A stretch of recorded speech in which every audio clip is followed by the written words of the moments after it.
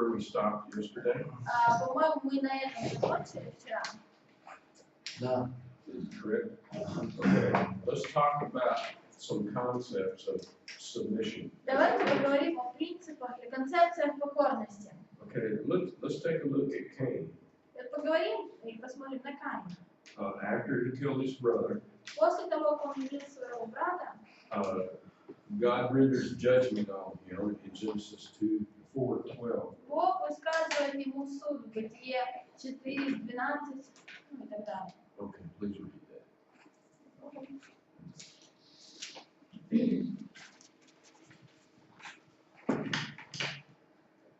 И когда ты будешь возделывать землю, она не станет более давать силы своей тебе. Ты будешь изгнанником и скитальцем на земле. And then 16 and 17 as well. Not yet. Okay, what was Cain's judgment? То есть вот какой приговор был высказан Каину? Он будет скитаться. He will be a wanderer. Okay, he would be like a nomad, То есть Качел. a person who moves from place to place. как котел.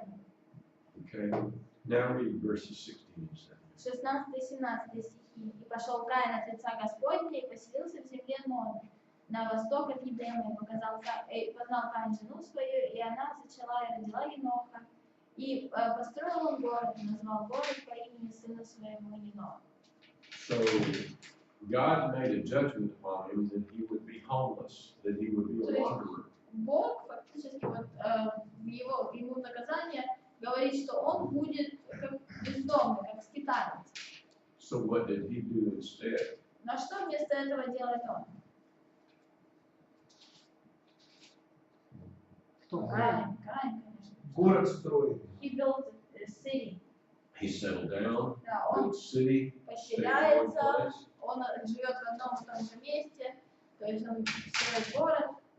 So the statement in verse 12 was not a prophecy, И получается, что выражение в 12 стихе было не пророчество, it was a judgment.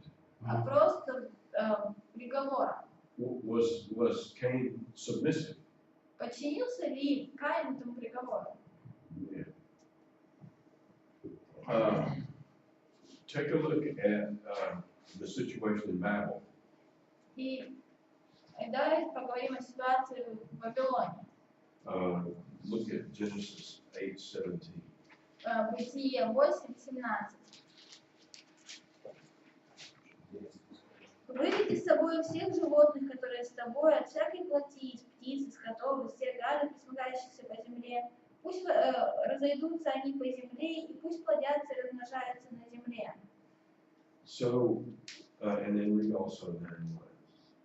И 9:1. «И благословил Бог Ноя и сынов его, и сказал им: плодитесь, размножайтесь и наполняйте землю. And then 7. Вы же плодитесь и размножайтесь, и распространяйтесь по земле и умножайтесь на ней».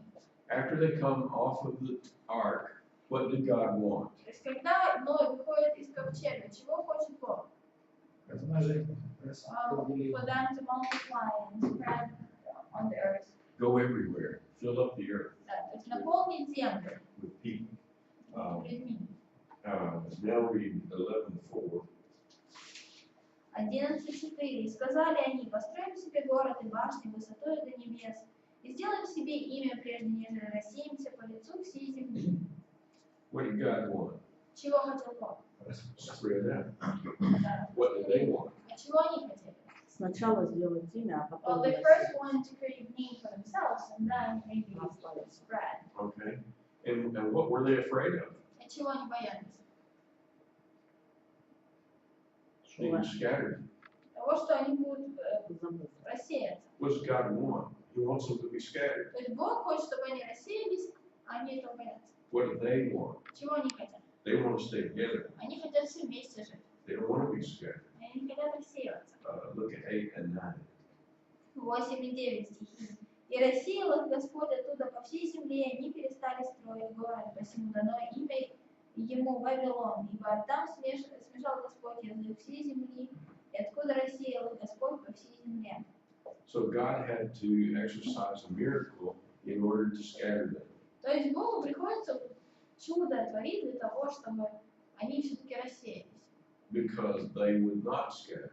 Потому что они не хотели рассеиваться. The judgment on Adam was that he would live by toil. Приговор Адама был в том, что он будет тяжело трудиться. So, tell me some things that happen when somebody says, I don't like that. Но вот что происходит, когда человек противится этому? Говорит, я так не хочу. I won't do that. Я этого делать не буду. What are some sins that come from that attitude? То есть вот какие грехи произрастают и происходят из этого отношения?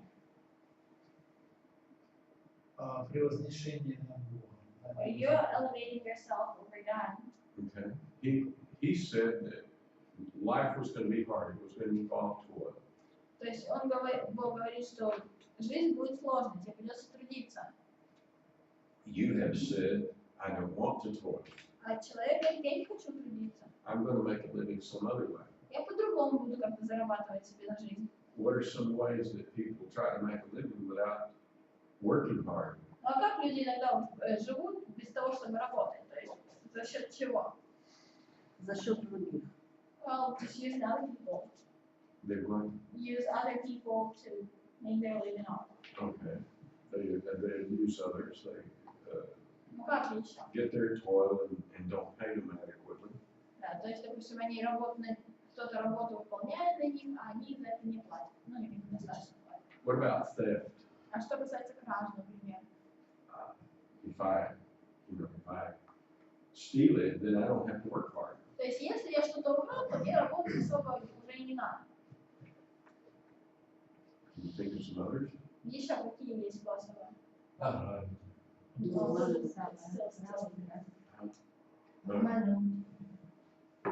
Положить в банк деньги, You put Is the that part that you have to the bank Лопнет. жить на процент. and you live of the interest. Okay. But if you've already earned that, you've toiled and Это опять же, для того, чтобы положить, надо сначала заработать. Украсть, а потом положить. Well, you can steal and then put that into the bank. and then also I think gambling falls into this. Я думаю, что вот азартные игры тоже являются частью вот этой категории. Или наркотики. Easy money. Easy То money. есть это очень легкие деньги. Easy money. Drugs, like if you're Наркотики, selling оружие и проституция. weapons and prostitution. Что вы смеетесь? Это самые большие. Куда вас такие относятся? Да. It's not an easy life. It's Ну, not an тем не easy life. менее, жизнь, вот, если там работаешь, Опасно. Лотерейку сюда. неприятно. Лотерейку. Lottery. Нет. Easy money. Ставили. If you don't play, you can't win. Но если опять же не играешь, то невозможно выиграть. I hear that at the office all the time. И вот мне в офисе все время так говорят. I tell the girl that says that a lot, Вот девочка, одна, которая там работает, часто вот говорит. if you don't take the license exam, you can't be an architect. То есть я и девочке это говорю, что если ты лицензию свою не подтвердил, то ты архитектором быть не можешь. Suppose you don't gamble, you don't steal, you don't do the lottery. Но представьте себе, что вы не играете в азартные игры, вы не крадете, вы там в лотерее не участвуете. What about laziness? Но вот лень. Just I let somebody else take care of it. То есть ну, пусть кто-то обо мне заботится, а я буду. So those are the kinds of things that happen when we rebel against God's judgment. То есть все это происходит, когда мы восстаем против суда Божьего. To Eve, he said, I'm going to add pain in childbirth. И Еве он говорит, что умножится боль в чадородии. You will be submitted to your wife, your husband. Ты будешь покорна мужу своему.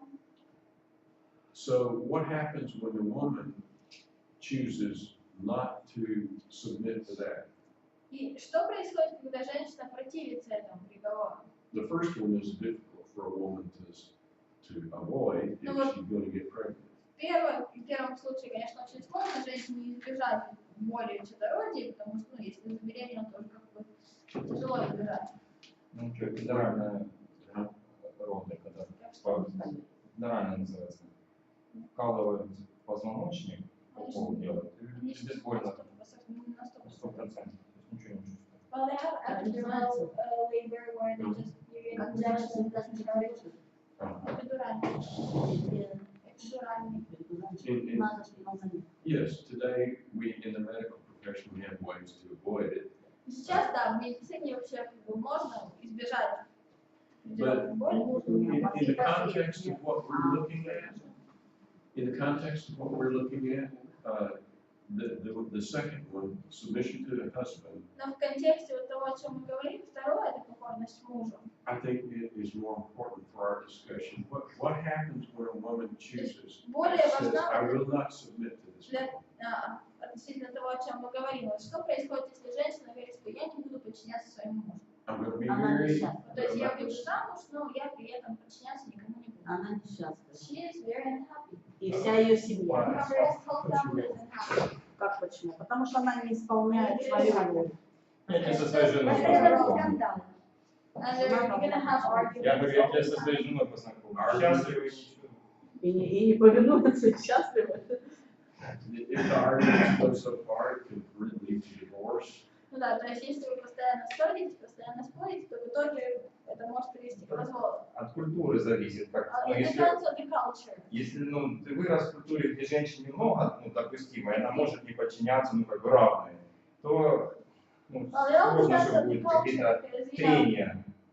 well, if you grew in the family where mother or like the wife had a lot of rights and they were equal with husband, and so you just feel like this is normal, so you're not going to have a problem with your wife being on her own basis. Проблема, если мальчик вырос в семье, где, правда, женщина подчинялась отцу, If the child was born отец был как бы, family не where деспот, но mother was very obedient to father, and dad а was вышел not за the девочку, dominant. которая выросла в семье, где, мама и зарабатывает деньги, они равны, то Вышел есть, за девочку. жениться, да. Хорошо сказано. Мы- And Married, so одно it слово. would be problem if like he grew in a family where the mother was submissive, and then he marries a girl that is just like from a family where parents were equal or mother was the boss. Не, ну в этом Не обязательно босс, но равные права. То есть, Equal basically. Ну, то есть, если это мужу нравится, это что же своего рода подчинение? Тебе это нормально, все, значит, она тебе покоит. In our marriage, my wife has a stronger personality. В нашей семье, у нас запись вообще идет. У жены, то есть моя жена имеет более сильный характер, чем я. But I'm the leader of the family. Но тем не менее я глава семьи. And it's because she is submissive to me, and she chooses that. Просто потому, что она мне подчиняется, она для себя так решила. And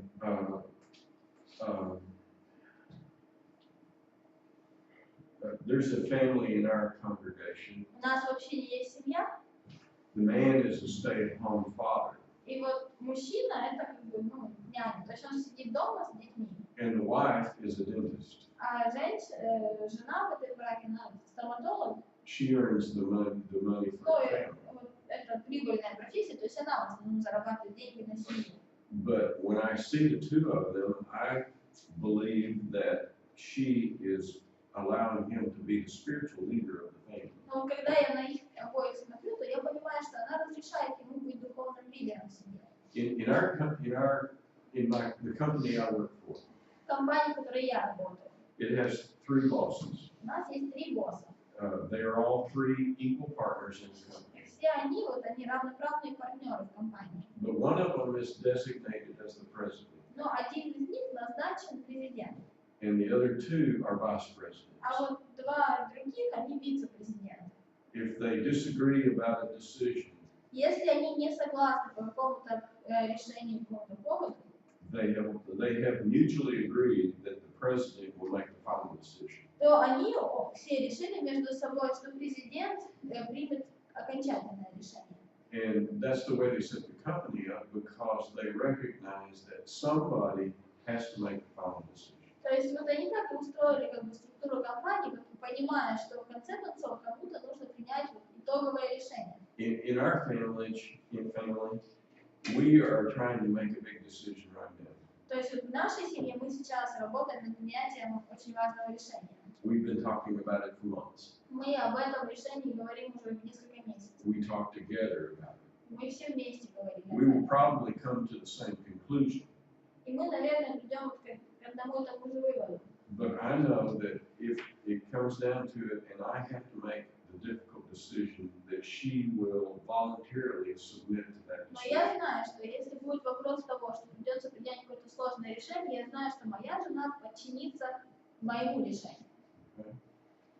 So that's the concept that we're talking То есть вот это концепция, о которой мы говорим. about. Какой пункт у нас следующий? Потому что Гео мне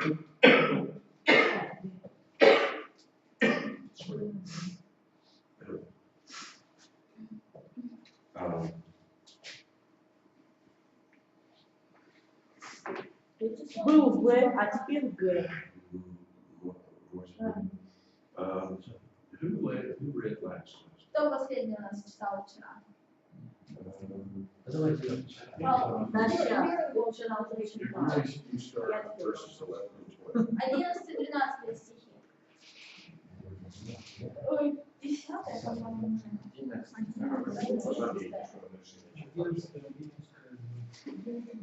11-12, да? Впрочем, ни муж без жены, ни жена без мужа в Господе. Ибо как жена от мужа, так и муж через жену, все же от Бога. Okay. What he's saying here is that there is equality in personhood. То есть вот он здесь говорит о том, что есть равенство изнутри. Woman wouldn't be here if it weren't for the fact that God took the rib and made woman. Женщины бы не существовало, если бы Бог не взял ребро и не сотворил бы женщину. So the woman necessarily depends upon a man.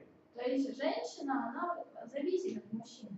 And that's an illustration. И вот это иллюстрация.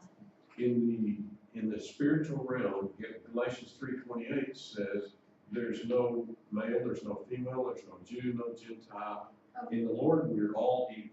В духовном смысле в Галатам 3:28 говорится, что нет еврея, нет эллина, нет раба, нет свободного, нет мужского пола, ни женского. То есть, Господи, мы все равны. Okay. He says about the man, Говорит, относительно мужчины, you can't function without the woman. мужчина не может существовать без женщины. And the illustration here is, how did you get here? И вот иллюстрация, которая здесь приводит в том, что как ты сюда попал, в принципе. You were born. Ты был рожден. Who gave you birth? А кто тебе дал рождение? Кто дал тебе жизнь? Your mom, Мама, not your dad. не папа.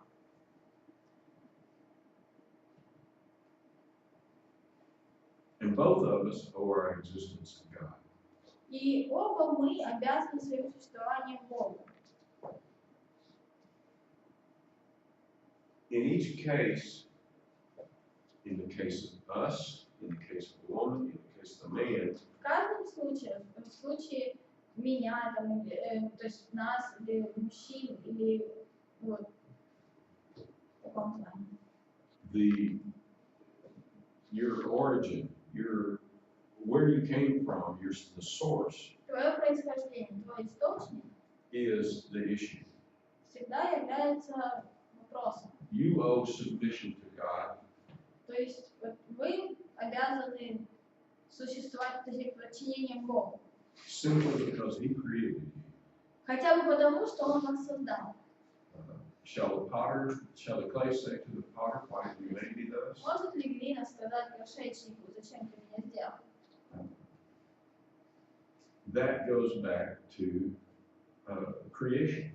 И вот этот вопрос возвращается к сотворению. You were made to glorify your Creator. Вы созданы, чтобы прославлять своего Творца. So, what did?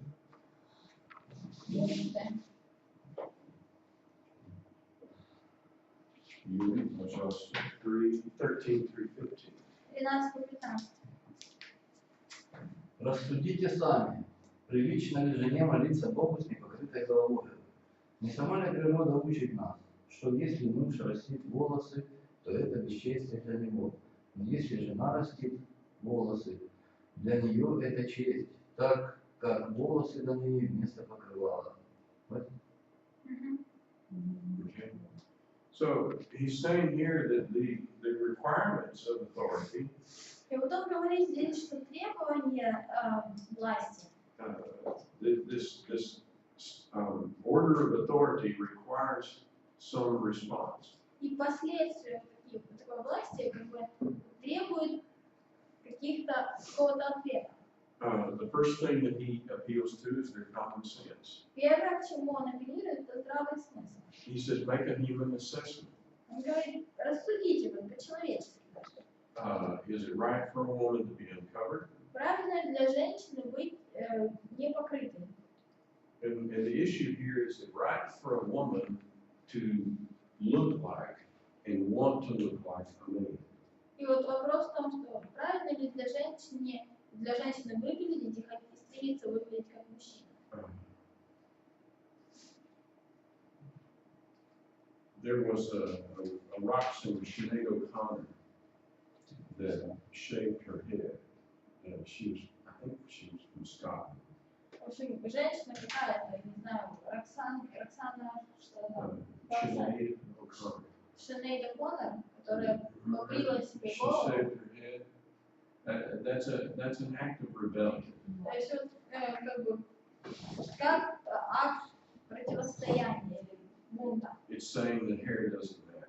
Говоря о том, что волосы ничего не If значат. you walk around Ukraine and you look at the ladies here, Если вот по Украине вот здесь пройтись, посмотреть на женщин, you know that the hair is important, right? сразу видно, что волосы не последнюю роль играют. So it's not right for a woman to want to look like a man. То есть неправильно для женщины выглядеть как мужчина. For the man to be covered А для мужчины неприлично быть покрытым. is improper.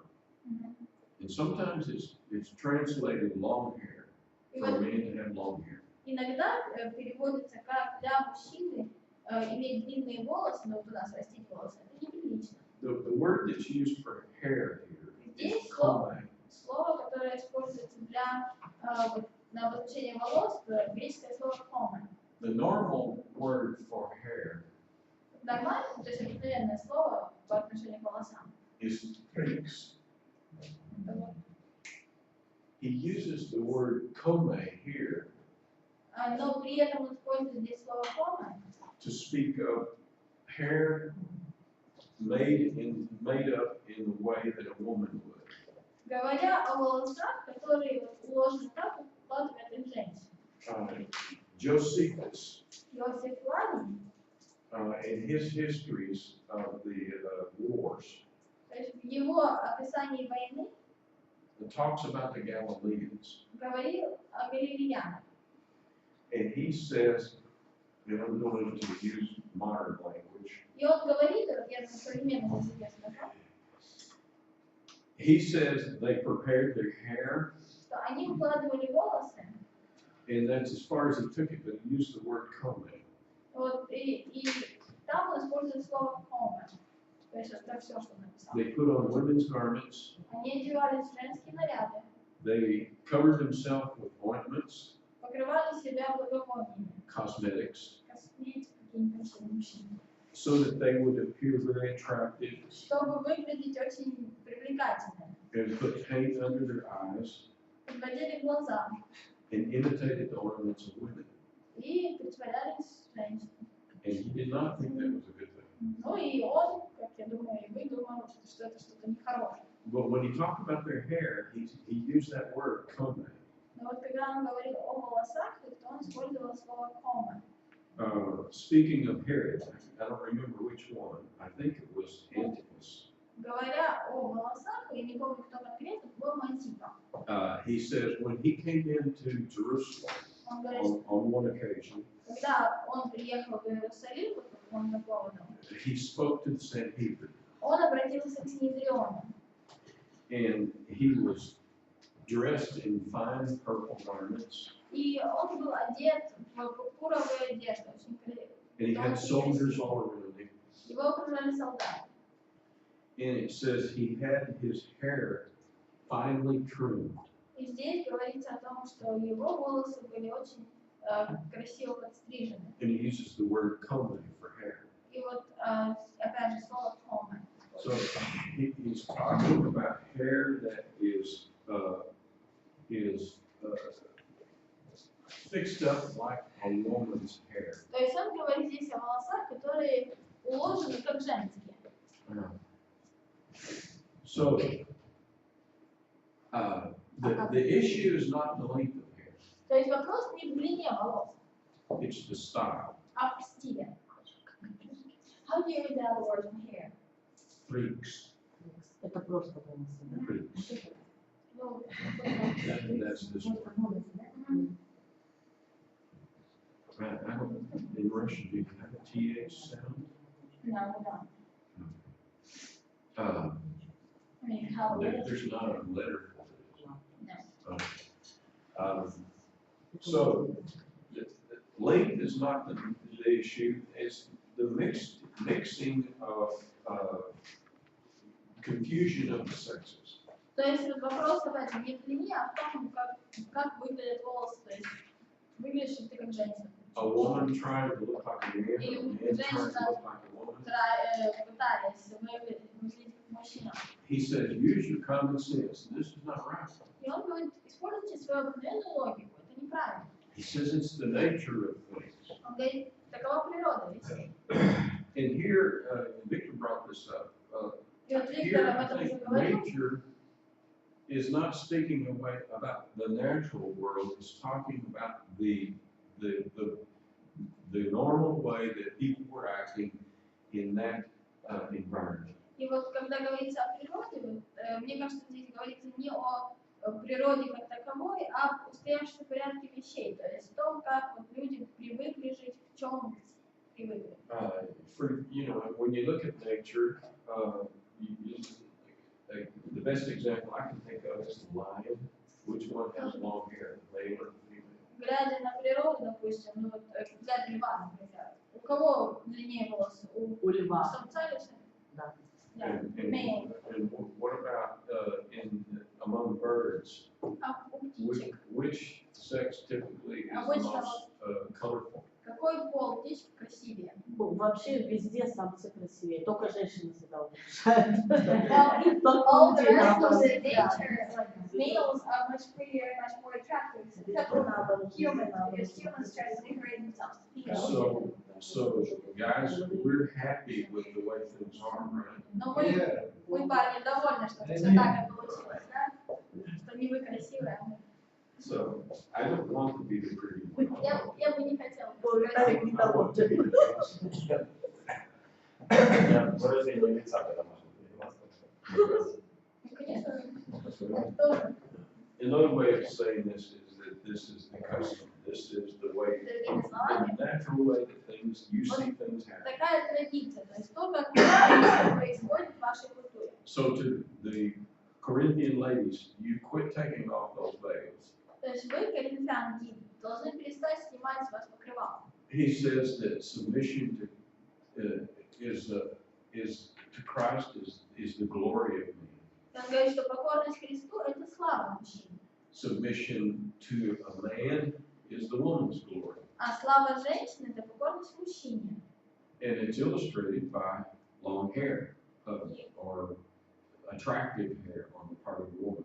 И вот это наглядно показано ее длинными волосами, ну или красивыми волосами с точки зрения женщин. See, if someone shaves my head, I'm not going to be embarrassed. Если меня кто-то на лысо побреет, я особо стыдиться не буду. But if you had, let's say you had cancer, Но and представьте себе, вот you если, had не to дай go бог, for treatments, вы and you were a woman, заболели раком, и вот вы, переживая лечение, то есть потеряли волосы. if it happened to me and my hair fell out, Если бы со мной это произошло, если бы у меня выпали волосы, I just put some oil on it so it'd be more shiny. я просто какое-то масло втирал, чтобы оно блестело хотя бы. But what would you do, Anush, if Но вот, ну не дай бог такое, но если бы вот так с вами произошло, что вы потеряли волосы, что бы вы делали? would you be comfortable with walking around Косынку with no hair? одевала. Вам бы нормально было ходить вот лысой? Косынку I одевала. would wear a scarf. Ну, это нормально. So you, And that's the point he's making with this long hair. Вот тут он об этом и говорит, о том, что длинные волосы являются славой женщины. Okay. Now, we're going to talk about the resistance to authority. Также будем говорить о противостоянии власти. Verse 16. 16 стих.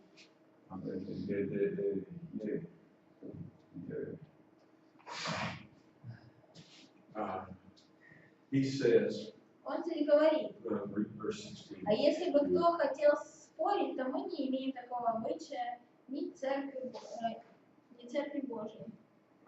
Okay, so what he's saying is that this is not a debatable issue. То есть он здесь говорит о том, что это не спорный вопрос здесь. If you want to be contentious about this, contentious, I don't know what word. Well, Dr. Help. Если вот вы хотите спорить по этому вопросу, The word is phile, то слово здесь philoni. филония. Значит, избегать. Philonikos. Филоникас. Полное слово. In phile То вот слово филей comes from the word phileo, исходит от слова филео, to love, to feel good towards someone, или чувствовать какие-то приятные чувства по отношению к другому человеку, to like someone. когда кто-то нравится. So, philonikos А филоникас is a lover of strife. это вот тоже любитель, но любитель спора. Don't be a lover of strife. Не нужно любить спор. То есть Павел говорит, мы не филоникас. Ну, в принципе, логично. Потому что часто зачем спорить? Вы просто ничего не делаете. Распорите, ничего не делаете. Have you ever run into anyone in church that likes to argue? Вот вы встречались когда-нибудь, может быть, у вас в общинах есть вот кто-то, брат или сестра, который очень любит спорить? Feelings of pride? Certainly not. Конечно, вы такие. Wait a minute, no judgments, we're not pointing fingers. Но мы не будем показывать пальцами. Okay?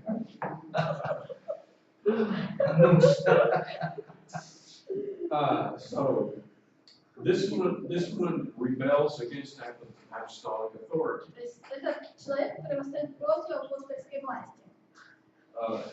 He is really coming down hard on this. И он действительно очень серьезно в этом задействуется. It's not a loving appeal. Это не отношение с любовью. And you rebel against the standing practice of the church. И он также восстает против устоявшей практики Господней Церкви.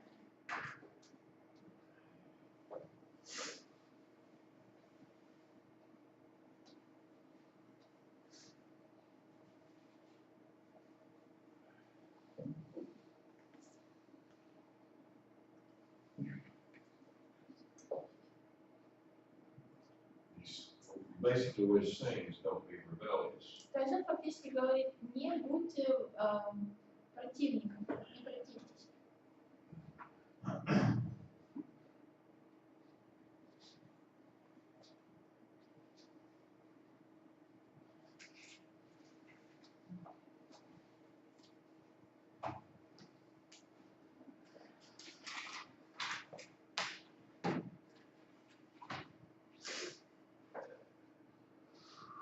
Все? Вопрос? Никого не вопрос.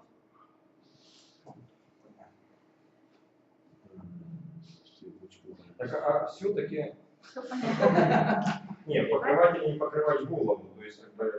So let's just sum it up. Should women cover up their head, their hair, or not? I think it's a cultural issue. It's my Я opinion. думаю, что это культурный вопрос, это мое мнение. Uh, А вот теперь вопрос. Какой? Я согласен. У нас нет таких людей, которые... Культурный. so, okay, go ahead. Жена глава корпорации, а муж работает слесарем. Well, just imagine a situation where wife is the head of some business and husband is working as not plumber. Handyman.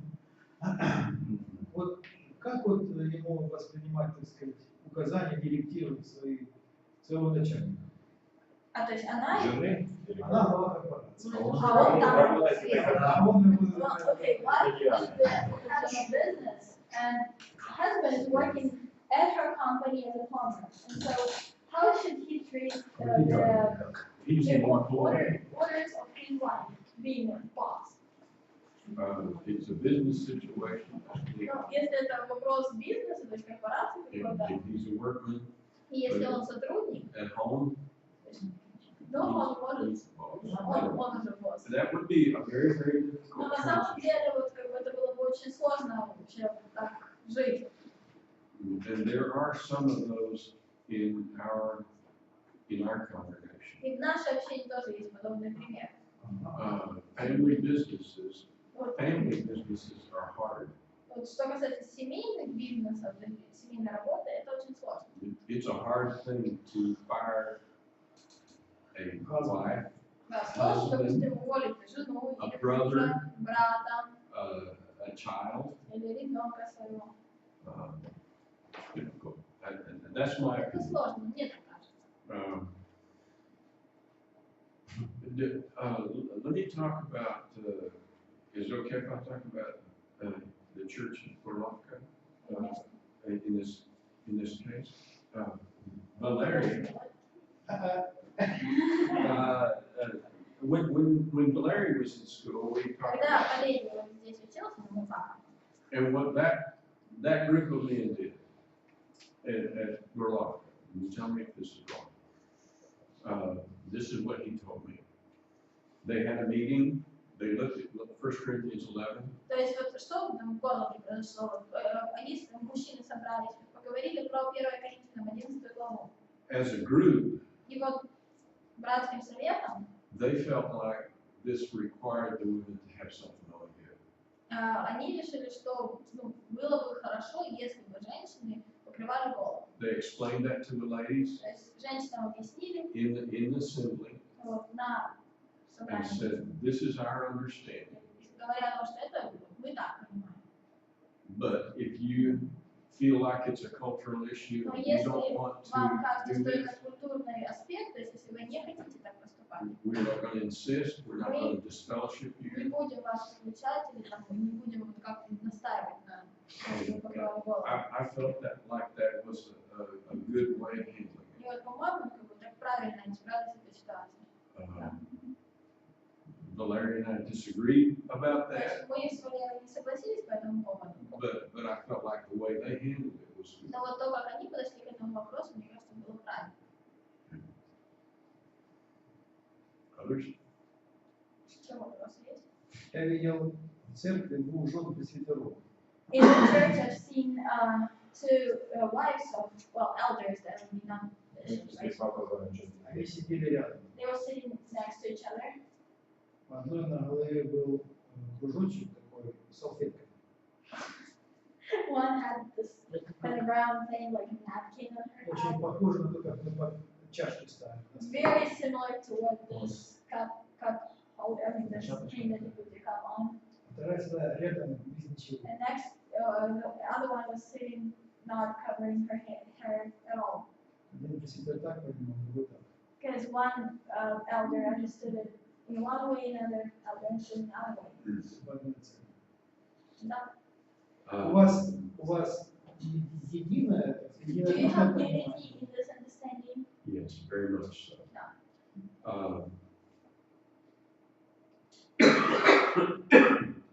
So when I was growing up, Я когда рос, I grew up in a family that was very religious. я вырос в религиозной семье, We were always in church, мы всегда были в церкви. and I'm old. Ну, я уже достаточно старый. So this was the 1960s, early То есть 1960s. это были вот начало 60-х годов. Да. Almost every woman И вот практически каждая женщина came to church, приходила в церковь, and the only time during the week they wore hats и вот единственный раз в неделю, когда они одевали шляпу или какое-то was покрывало, when they came to church. это вот в церковь, когда приходили. And the hats got smaller and smaller И вот шляпы их становились все меньше и меньше, until they were little pillbox, пока вот не стали вот такими маленькими салфетками. except on Easter. И вот и опять же одевались только на Пасху. In big hats. Okay. On Easter. On Easter. Нет, то есть одевались вот так, а на Пасху одевались большие шляпы. And my mother had a closet with mini hats, Мини? a lot of hats. Мини. И вот у мамы у меня целый шкаф был с различными шляпами, там было множество их. But as time went on, Но вот с течением времени fewer and fewer women все came to меньше church и with меньше those. женщин стали приходить с шляпами, No one had a problem with it. и никто особо не протестовал. It wasn't a rebellious thing. То есть They это weren't не just было, pulling off hats. они просто вот, не стали одевать шляпы. And so nowadays, a woman with something on her head is very rare. Поэтому вот сейчас в наших общинах, когда женщина приходит с побритой головой, это как-то очень редкое явление в наших общинах. And I have noticed in Ukrainian churches И я заметила в украинских церквях, that the older ladies typically что have a женщины scarf, вот постарше покрывают голову платком каким-то, but most of the но ladies большинство don't. женщин уже не покрывают голову. So, in my opinion, Поэтому вот, как мне кажется, our life in Christ, a woman's life in Christ is neither hat or no hat. наша жизнь во Христе, жизнь во Христе женщины не зависит от покрытия головы или не покрытия. But her submission to man Но вот тут вопрос именно подчинения мужчине. is not something that is negotiable. И вот в этом вопросе спорить не о чем. Знаете, как в церковь приходит, платочек одела. It's just like when Аминь, a аллилуйя. woman is coming to church and she's Домой wearing a пришла. scarf and she's just a Иди сюда. and she goes home and she's the boss. Yeah. Хоть покрывай, хоть не покрывай. Если тут смирение в сердце нет. Humbleness in your heart, then it's just not gonna work. Yeah, he says, does this make sense? Что? Does this make sense? Ну, это понятно? Да. Yeah, yeah. Нет, в смысле, понятно ли, что это нормально или это, вот то, о чем ты говоришь? Это ненормально. That's not normal. Our home life and our spiritual life should То есть make наша sense. домашняя жизнь и наша духовная жизнь должны соответствовать. Sorry. То есть мы можем заключить, что вопрос носить, покрывать голову или нет, это является культурный вопрос, а не вопрос спасения. Правильно? So we can like sum it up saying that Наверное. covering your hair or not covering is a cultural issue rather than issue of your salvation. I would say that. Yes, Я бы I так would. сказала. If I had on 2 occasions for my business, I had the opportunity to go to Saudi Arabia. И 2 раза, вот, исходя из своей компании, то есть по работе, мне нужно было съездить в Саудовскую Аравию. And if I were in Saudi Arabia and I were a missionary, Вот если бы я был миссионером Саудовской Аравии, my way of handling this would be very different. то есть я совсем по-другому бы рассказывала. Because if we had a church that was, and there were Saudi women, Потому что вот если бы это была церковь в Саудовской Аравии, женщины из Саудовской Аравии приходили бы туда. who took off the scarf and the veil, Если бы они там снимали вот и покрывало, и шарф, и вот все вот эти хиджабы, и все остальное, the society around it would say, these people are awful. то общество сказало, да это вообще просто антихрист. They're so disrespectful. Они абсолютно не имеют уважения никакого. When I was there, Когда я там был, a woman can't drive a car there. там вот женщина не может водить машину. А что еще делать? Ходит. But, which may be a good idea. Наверное, это хорошая мысль вообще в принципе. Я записку водителем. But on the street, А я I would see American female soldiers Но по улице, когда идешь, я видел женщин, то есть американских военных женщин, driving down the street которые водят машину. without a veil Ну, не покрытые, естественно. in the driver's seat. И вот сидят за рулем.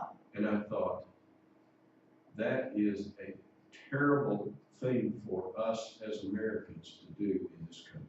И вот я подумала, что ну, это вообще это очень плохо, что мы, как американцы, поступаем вот так в этой стране. But can you imagine Но представьте себе, if our government said, when you're in Saudi Arabia, если бы наше государство, наше правительство сказало, что когда вы в Саудовской Аравии приезжаете, the female soldiers will not drive, то, во-первых, женщины, солдаты не будут водить машину, and they will wear a veil when they're in public. и вот, выходя на улицу, они будут закрывать лицо. Can you imagine what would happen in America Вот, if that was the policy?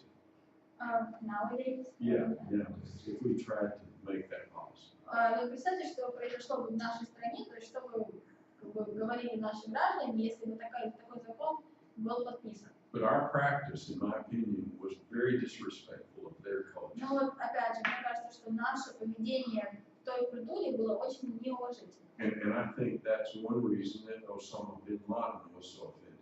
И я думаю, что это одна из причин, почему Усама бен Ладен был настолько обижен. Not to defend him, Я его не защищаю, but we gave him an excuse. но тем не менее у него есть А основания. приезжая из Саудовской Аравии в Америку, And when you come from Saudi Arabia and you come to в Америке, я так America, понимаю, можно хиджаб носить, но уважая культуру американцев, может быть, они тоже мини-юбки оденутые, from what I снимут. Это же тоже неуважение from тоже. what I know, like I mean, in America it's okay if you wear all this covering, but would that be more acceptable if you were to come to America and wear Ну, miniskirt? вопрос во Франции был, да, то есть они носили хиджаб, носили это, им правительство говорит, вы приехали в нашу страну, уважайте нашу культуру, There was a снимите question хиджаб. of like people from Saudi Arabia, like Muslims, were wearing all this body covering. Мусульмане ответили, что нет, вы это нехорошо прям. And А в so их стране должны the government of France said, уважать you are их our культуру. country, you just respect our culture and just like follow our rules.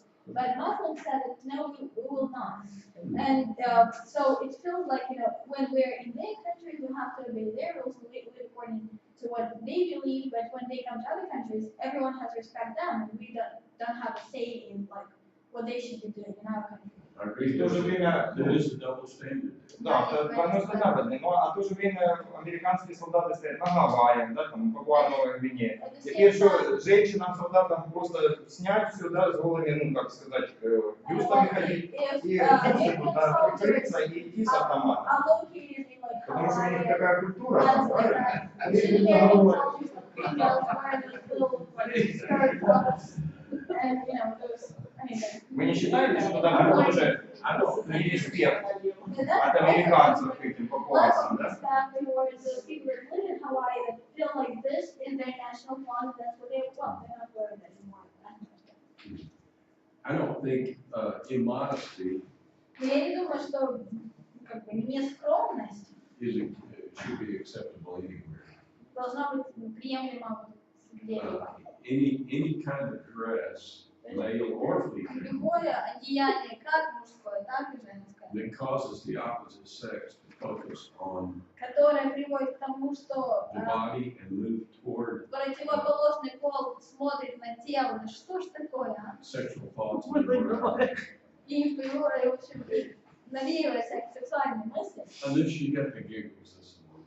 Да, вот лучше А не сделать хотите слушать. говорить? Мы не хотим разговаривать. Нет, не хотим. Ой, все разрушено. Okay, let's move on. Let's take a break.